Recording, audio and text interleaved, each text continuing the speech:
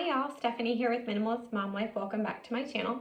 Today I wanted to talk about efficiency, and I wanted to talk about comparing your day-to-day life as you would think of a drive in your car, a drive that maybe you take often. So I made an Instagram post about this once, and I feel like I could expand on it on and on and on and on about how I think of my day like a drive and how that plays into efficiency and slow living at the same time. So if you think about your day, and in my videos when I'm talking about decluttering and I'm talking about minimalism and I'm talking about contentment and efficiency, I'm often suggesting that you take a notebook out and you write. Not that you need to take notes on what I'm saying, but that you need to consider your life and actually take notes and take stock and consider what you want and what your why is. And so this video is similar. I want you to look at your life as a drive, and I want you to map out these different areas of your life on that drive. So there are areas just like a drive in your life that are just, you could do it with your eyes closed. You have done that drive so often. You get from point A to point B and you're like, did I even drive here? Because it's so normal to you to do that. It doesn't take brain power. It doesn't take a GPS. There's not a lot of red lights. There's not a lot of stuff going on. Maybe there's not a lot of traffic. It's just a very simple A to B. And that part of the drive is similar to habits that you have. Habits like brushing your teeth every day, or maybe it's making your bed, or getting your vitamins out while your coffee is getting ready, or feeding your pets and emptying the dishwasher while, breakfast is cooking. Those are just these automatic things that we do that we don't really think about, right? We just get them done. It's like, oh yeah, I did that, but I never even really considered doing it because I'm so used to doing it. So make a column for that area, those areas that it's just hands off, cruise control on, I don't need to think about it, it just gets done. If you don't have a lot of those, then consider what habits need to become like that there really need to be such cemented habits in your life that you do it without thinking. But also when you're looking at that chunk of your time, consider if there's anything that you're doing without thinking that you don't want to be doing without thinking. Maybe it's grabbing your phone.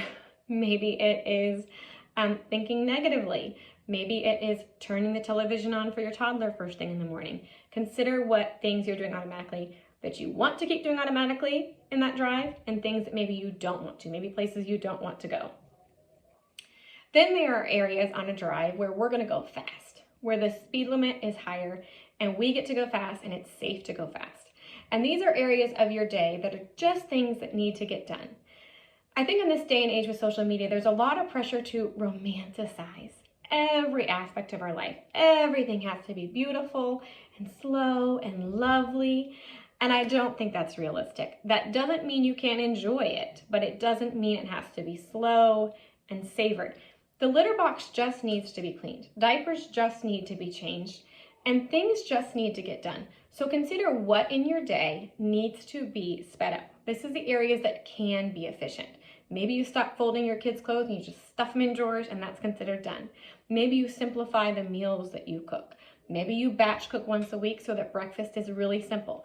Maybe you make breakfast at night while you're making dinner. I love to do that. The oven's already hot. Let's make the muffins or the cinnamon bread or the banana bread while we're already in there.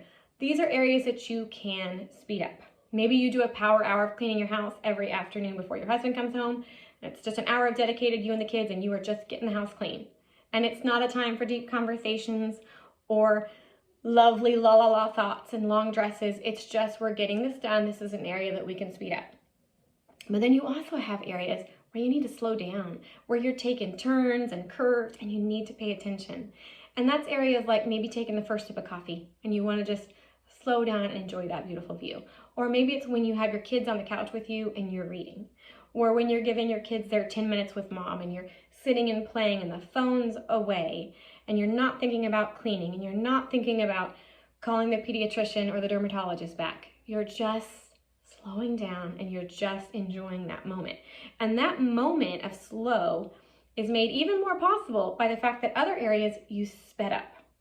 You were still able to get to the end of the day or the end of that trip because some areas you went fast and some areas you went slow. And they both called for different things, and neither one is better than the other. It was necessary to go fast in parts of the day and be efficient and be on our game and be energetic.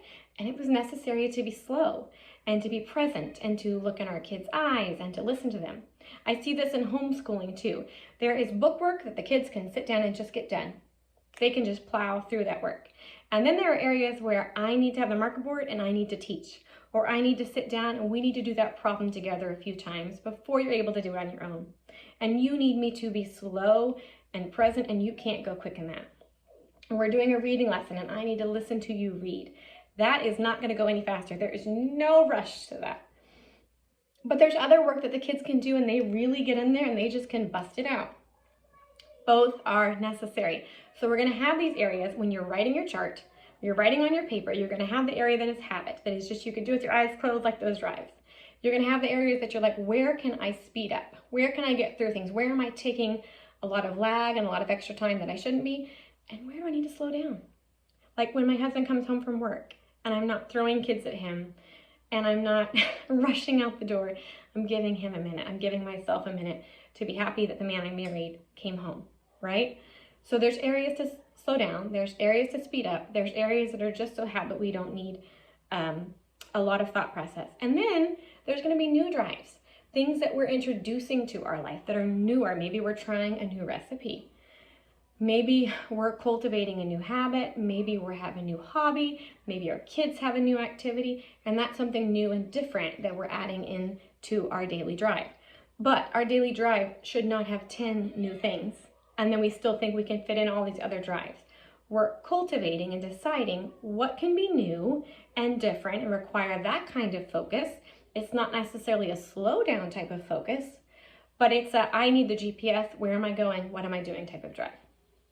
So take a notebook, take a sheet of paper and map out your day like this. And if you do this, I am telling you, you will find your days are more peaceful and way more efficient when we decide where we're gonna go fast, where we're gonna slow, where we're gonna focus, and what can just get done without a lot of thinking. So we're not wasting our precious brain power, our precious mental and emotional energy on things that we don't need. Things like what to wear in the day, streamline your wardrobe, things like social media, streamline the amount of people you follow and there won't be any new notifications or anything to see.